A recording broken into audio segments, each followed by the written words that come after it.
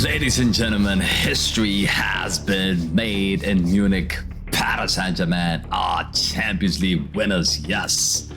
For the very first time, they've done it in a record-breaking style. PSG 5, Inter Milan 0, the biggest margin ever in the Champions League final. A treble is secured, a new era has been confirmed. Look, and most incredibly, right, they did it without Messi, without Neymar, without Kylian Mbappé. Gonna break everything down. Before we do, make sure you like the video, subscribe to the channel if you do, and let me know in the comment sections who has been the MVP of the final. All right, let's get into it. All right, this is it, really. But from the very start, really, I have to be honest, from the very start, PSG were just on fire today. Just 12 minutes in, Achraf Hakimi, yes, Achraf Hakimi scored against his former club with a rocket near post. He didn't want to celebrate. He did this. Boy, oh boy, I would have celebrated that goal, to be honest with you. But that goal pretty much set the tone for this game. And ruthless, just sharp and hungry for more. And then came Doué. Yeah, Ole Doué. Just 19 years old, by the way, making history. 2 sensational goals, clinical finishes, electric footwork, and calmness beyond his years. I mean, the moment he gets those chances, he's so composed. He's not scared. He's not shanking it. He's not panicking. He's so composed. And he took both goals really, really nicely.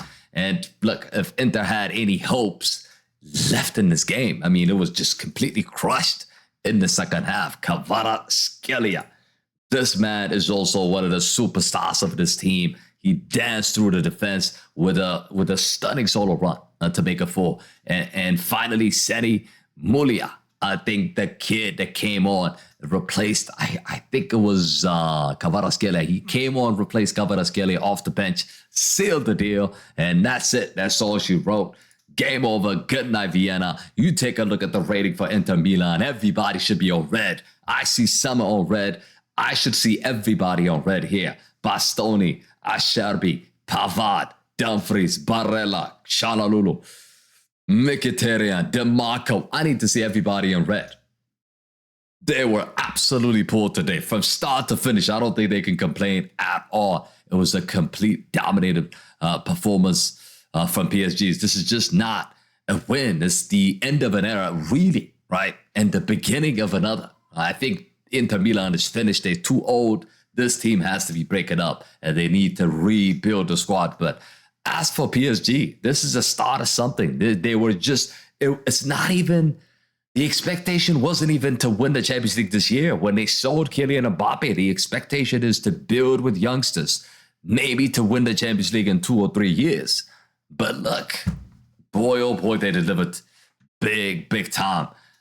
Look, it was an incredible game, incredible match. The irony, though, I can't avoid to speak about this without mentioning Kylian Mbappé. Of course, he left Paris Saint-Germain for Real Madrid, right?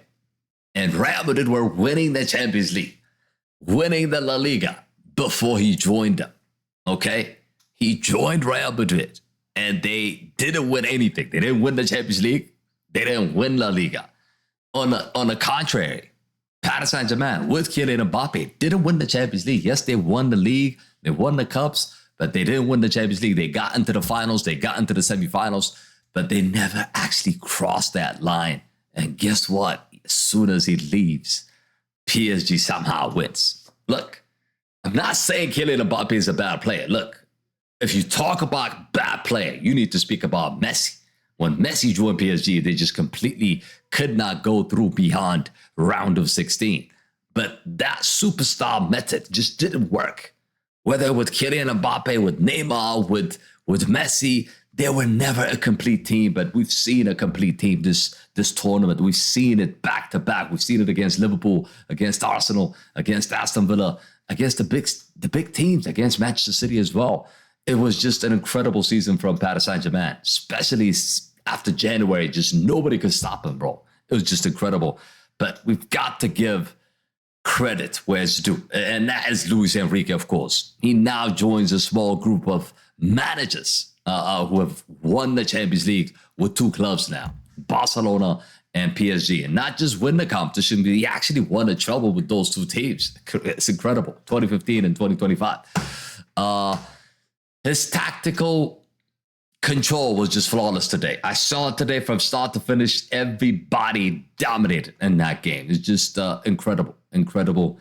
He switched to a very aggressive, fluid front three, pinned just Inter Milan way back. He had a striker, but he never uses the striker. He goes with Dembele up front. That is a new system that he implemented at Paris Saint-Germain and has been showing. It's been really successful. And this front three, you could argue, could go on and be a really dominant team next season as well. I can only see Real Madrid, maybe Barcelona stopping this team. But look, Doué's 19, Dembele is 28, okay? Kvaratskhelia is 24. It is a really young team. Barcola's young.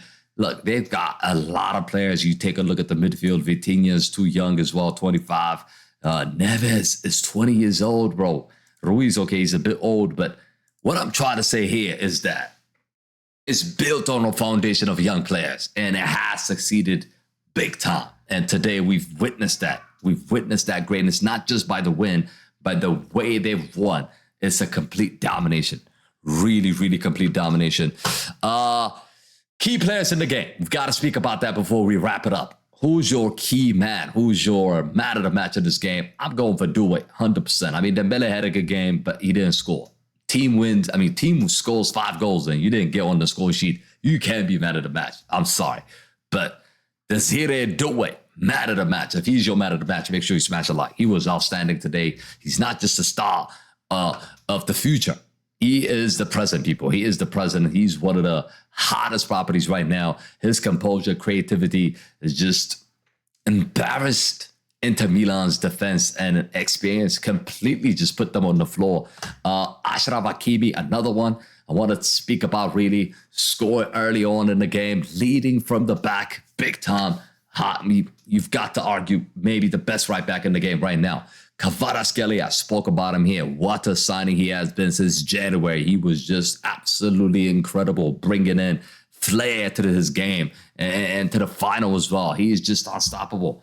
Sani Mulia, of course, scored the 5th goal. He's an academy gem, putting the cherry on top, really. But he is for the future. This is a youth revolution in Paris, and it's just delivering silverwares everywhere, people.